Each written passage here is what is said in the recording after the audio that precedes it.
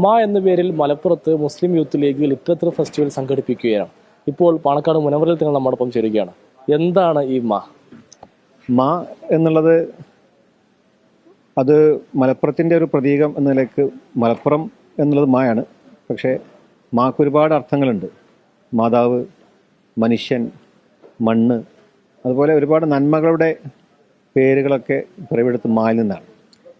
മാ എന്നുള്ള മലപ്പുറം എന്ന നിലക്ക് ഇവിടെ ലവ്, ലെഗസി, ലിറ്ററേച്ചർ ഈ മൂന്ന് ആശയങ്ങളെ ഉൾപ്പെടുത്തിക്കൊണ്ട് സ്നേഹവും അതുപോലെ ഇൻ്റഗ്രിറ്റിയും അതുപോലെ തന്നെ സാഹിത്യവും എല്ലാം ഉൾക്കൊള്ളിച്ചുകൊണ്ട് നമുക്ക് മലപ്പുറത്തിൻ്റെ വൈവിധ്യങ്ങളെ ആഘോഷിക്കുക എന്നുള്ള ഒരു വലിയ ദൗത്യം നമ്മൾ ഏറ്റെടുക്കുകയാണ്. കാരണം മലപ്പുറം എന്നുള്ളത് ഒരുപാട് സാംസ്കാരികമായ പാരമ്പര്യമുള്ള ഒരു മണ്ണാണ്.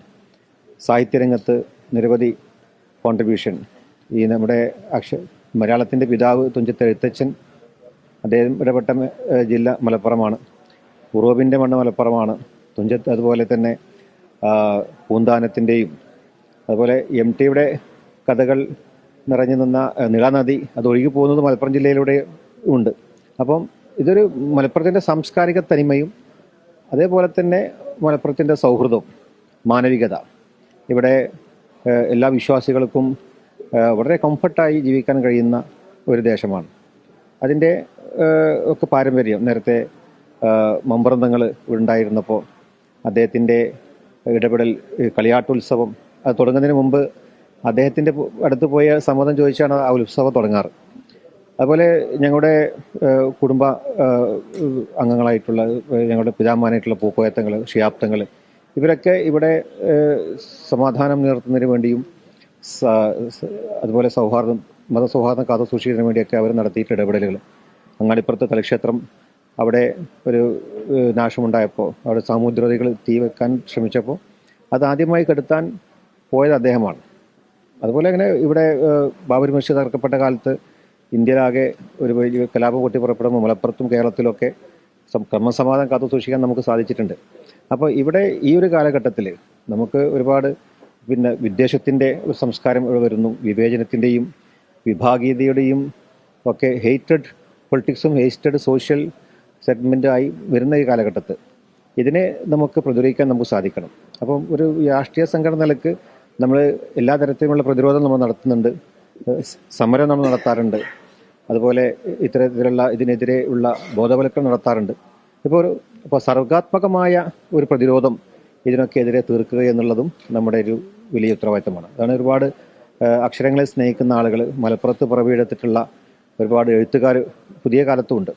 അപ്പോൾ മലപ്പുറത്തിൻ്റെ പാരമ്പര്യം മോയിൻകുട്ടി വൈദ്യരും അതുപോലെ നമ്മുടെ മലപ്പുറത്തിൻ്റെ വൈദ്യരംഗത്ത് ഏറെ പ്രശസ്തനായിട്ടുള്ള കോട്ടക്കൽ ആര്യവാദ്യശാല പോലുള്ള വൈവിധ്യങ്ങൾ നിറഞ്ഞ മേഖലകൾ, ഇവിടുത്തെ പുതിയ വരുന്ന കലാകാരന്മാർ, സാഹിത്യരംഗത്ത് ഉയർന്നു വരുന്ന ആളുകൾ, ഇവരെയൊക്കെ നമുക്ക് എക്സ്പ്ലോർ ചെയ്യാൻ നമുക്ക് സാധിക്കേണ്ടതുണ്ട്.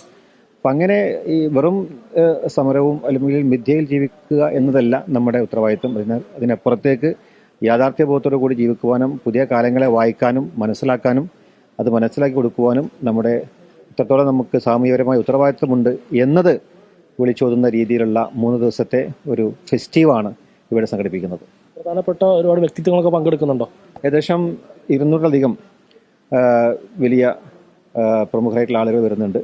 അതിൽ മനുഷ്യപുത്രൻ, അദ്ദേഹം തമിഴ്നാട്ടിൽ നിന്നാണ്. അദ്ദേഹം മുഖ്യമന്ത്രിയുടെ IT സെല്ലിൽ വർക്ക് ചെയ്യുന്നതാണ്. അദ്ദേഹത്തിൻ്റെ സാന്നിധ്യമുണ്ട്. അതുപോലെ പ്രശസ്തരായിട്ടുള്ള മാധ്യമ മേഖലയിൽ പ്രവർത്തിക്കുന്ന ആളുകളുണ്ട്. അതുപോലെ വലിയ വലിയ എഴുത്തുകാർ വരുന്നുണ്ട്.